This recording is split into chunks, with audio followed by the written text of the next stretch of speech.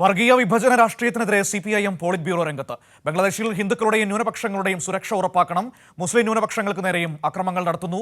മതവിഭജന രാഷ്ട്രീയം ബംഗ്ലാദേശിനും ഇന്ത്യക്കും ദോഷകരമാണെന്നും CPIM polit bureau പറഞ്ഞു. വിവരങ്ങളുമായി സിബി ചേരുകയാണ്. സിബി, ബംഗ്ലാദേശിൽ വ്യാപകമായ ന്യൂനപക്ഷങ്ങൾ, ഹിന്ദു വിഭാഗങ്ങൾ ആക്രമിക്കപ്പെടുന്ന സാഹചര്യമുണ്ട്. ഇപ്പോൾ നമ്മുടെ രാജ്യത്തേക്ക് നോക്കുകയാണെങ്കിൽ സംഭാലിലൊക്കെ അവിടെ ന്യൂനപക്ഷങ്ങൾ, മുസ്ലിങ്ങൾക്ക് നേരെ വ്യാപകമായ അതിക്രമം ഉണ്ടാകുന്നു. ഈ മതവിഭജന രാഷ്ട്രീയത്തിനെതിരെ ശക്തമായ നിലപാടെടുത്തുകൊണ്ടാണ് ഇപ്പോൾ CPIM പോളിറ്റ് ബ്യൂറോ രംഗത്ത് വന്നിരിക്കുന്നത്. എന്താണ് CPIM വ്യക്തമാക്കിയിരിക്കുന്നത്?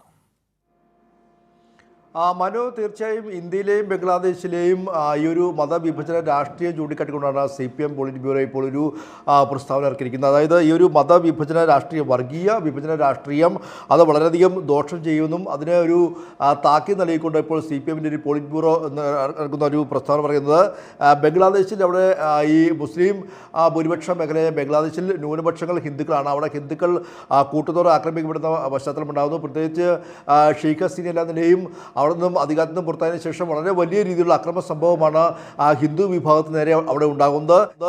200-ലധികം കേസുകളാണ് ഈ ഒരു കഴിഞ്ഞ 2-3 മാസത്തിനുള്ളിൽ അവിടെ ബംഗ്ലാദേശിൽ ഈ ഹിന്ദു വിഭാഗത്തിലും മറ്റു ന്യൂനപക്ഷങ്ങൾക്കുമെതിരെ ബംഗ്ലാദേശിൽ ഉണ്ടായിരിക്കുന്നത്. ഏതാണ്ട് അതിന് സമാനമായ രീതിയിൽ തന്നെ ഇന്ത്യയിലേക്ക് വന്നാൽ ഇന്ത്യയിൽ മുസ്ലിങ്ങൾ ന്യൂനപക്ഷങ്ങളായി മാറുന്നു. അവിടെ ഹിന്ദുത്വ ശക്തികൾ മുസ്ലിങ്ങളെ വേട്ടയാടുന്ന ഒരു സാഹചര്യം ഉണ്ടാകുന്നു. പ്രത്യേകിച്ച് സംഭാലടക്കമുള്ള വിഷയങ്ങളെല്ലാം തന്നെ ചൂണ്ടിക്കാട്ടിക്കൊണ്ടാണ് ഇപ്പോൾ CPIM പോളിറ്റ് ബ്യൂറോ ഒരു പ്രസ്താവന ഇറക്കിയിരിക്കുന്നത്. ബംഗ്ലാദേശിനും അതോടൊപ്പം തന്നെ ഇന്ത്യക്കും ഈ മതവിഭജന രാഷ്ട്രീയം ദോഷകരമാണെന്നും അതോടൊപ്പം തന്നെ വർഗീയ വിഭജന രാഷ്ട്രീയത്തിനെതിരെയാണ് ഇപ്പോൾ CPIM പോളിറ്റ് ബ്യൂറോയുടെ ഒരു പ്രസ്താവന ഇപ്പോൾ വന്നിരിക്കുന്നത്. ഇതിനെതിരെ ജനാധിപത്യ ശക്തികളും മതനിരപേക്ഷ ശക്തികളും ഒരുമിക്കണമെന്ന് കൂടി CPIM ആവശ്യപ്പെടുകയും. വളരെ വ്യക്തമാണ്. കൃത്യമായ നിലപാട് ആ വിഷയത്തിൽ സ്വീകരിച്ചിരിക്കുകയാണ് CPIM. വിവരങ്ങളാണ് സിബി നൽകിയത്.